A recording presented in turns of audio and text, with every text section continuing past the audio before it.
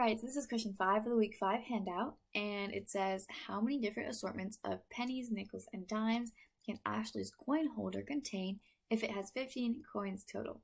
So this basically pretty much is just, a classic stars and bars, or sometimes called sticks and stones question.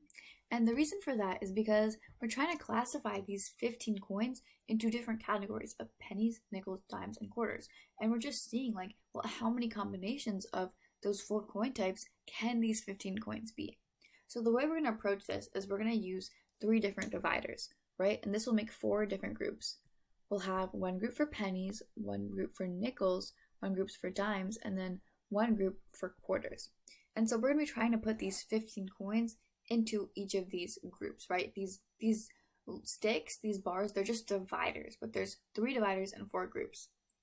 So for example, if we have 15 coins, and we put 1, 2, 3, 4, 5 as pennies, 1, 2, 3 as nickels, 2 as dimes, and then 5 as quarters, well, this would be one combination. We'd have 5 pennies, 3 nickels, 2 dimes, and then 5 quarters. But there's other combinations we can make too. Instead of having 5 quarters and 2 dimes, we could have 3 dimes and 4 quarters. That would be a combination that works. There's 15 coins, right? And so there's just so many different combinations we can make, and we can represent each of those combinations as just rearranging these sticks and these stones, right? Every rearrangement of these sticks and stones represents a different combination of pennies, nickels, dimes, and quarters.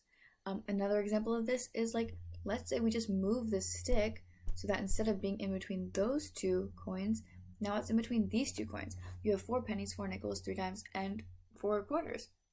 But the point is, no matter how you rearrange these sticks and stones, they'll give you some valid combination. So to find the number of valid combinations, unique valid combinations, all you have to do is just figure out, well, how many ways can I rearrange these sticks and these stones? And to do this, we have to use something called the choose function.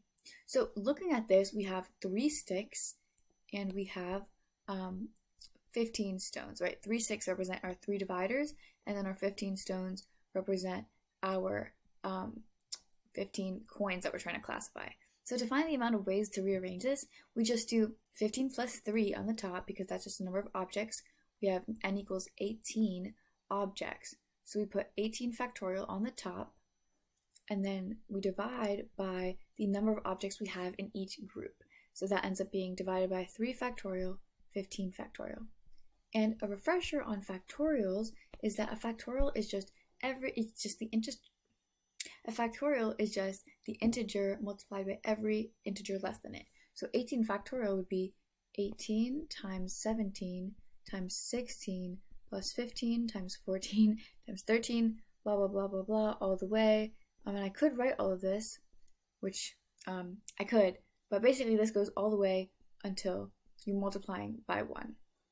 Now, on the bottom, we got 3 factorial, which is 3 times 2 times 1, and then we also multiply by 15 factorial, which is 15 times 14 times 13 times 12 times 11 times 10 times 9 times 8 times 7 times 6 times 5 times 4 times 3 times 2 times 1. Basically, you got the idea. But do you know something interesting about the top and the bottom? Both of them actually contain 15 factorial, because 18 itself, 18 factorial has 15 factorial in it. You're still multiplying by 15 times 14 times 13 all the way down. So both of these right here, they're both 15 factorial, so we can cancel it out on both the numerator and the denominator, which makes our multiplying much easier. So we're left with 18 times 17 times 16 over 3 times 2. So 18 over 6 is just equal to 3. So now we can multiply 3 times 17 times 16, which this simplified thing is a lot easier than whatever this whole thing was. So we can do this real fast. 17 times 16, 2, carry the 4, 102, 17, 272. That's what 17 times 16 is. And then we just have to multiply this by 3 to get a final answer of 816 ways she can pick if she has 15 coins total.